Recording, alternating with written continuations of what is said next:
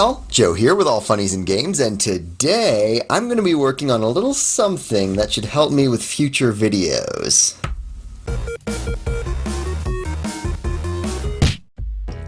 So, I have a package here. I had something come in the mail that I'm pretty excited for, so let's go ahead and open this guy up. I'll have to go ahead and grab my knife. Let's get the small box that's inside of the bigger box here. Alright, cut this guy open as well. And I have here a package of black foam. Isn't that exciting? I've just got to figure out how to open this guy. They do not make it easy to find the seam here. And we made it. So, I've got these little sheets of basically thick black foam. Now, unfortunately, I couldn't really plan out this design beforehand. I mean, I did know the dimensions of each sheet of this, but I kind of needed it in front of me to start eyeballing what I was really going to need. What I'm going to be doing here is essentially a film studio in miniature, with the objective that I'll be able to get more interesting shots of the minis that I get. So when I do my Silver Beam unboxings, or later on when I can start painting some of these things for videos, I'll have a neutral background to showcase these minis, which is something I'm pretty excited for.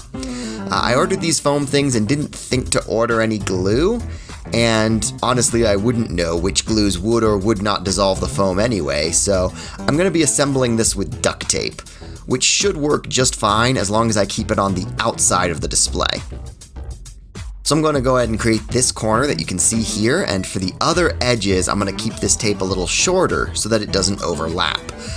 We'll only be folding down the tape right at the corners just to make them as structurally sound as possible.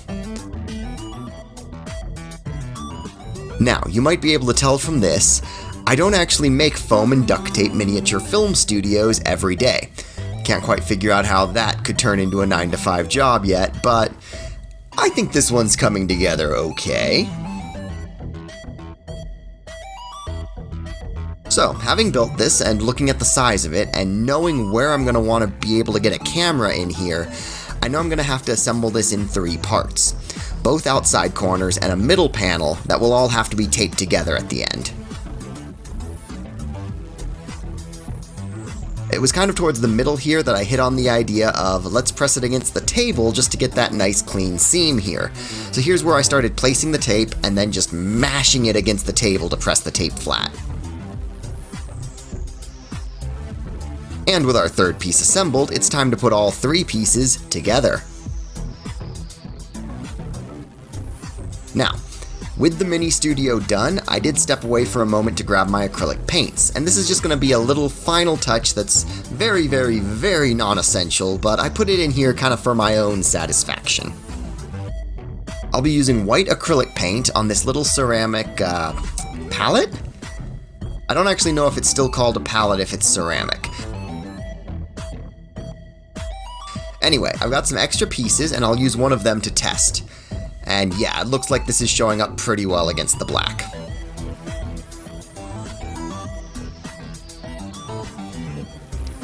So I'll set that piece aside and add my one last detail to turn this into the mini studio that I want it to be.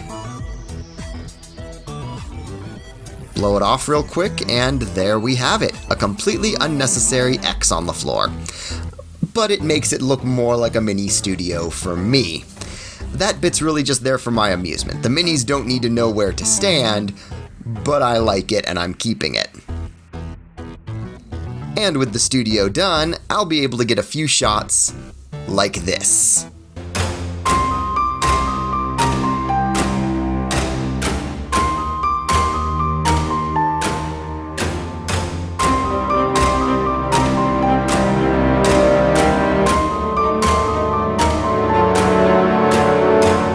So, there we have it. A ready-to-use studio for filming miniatures.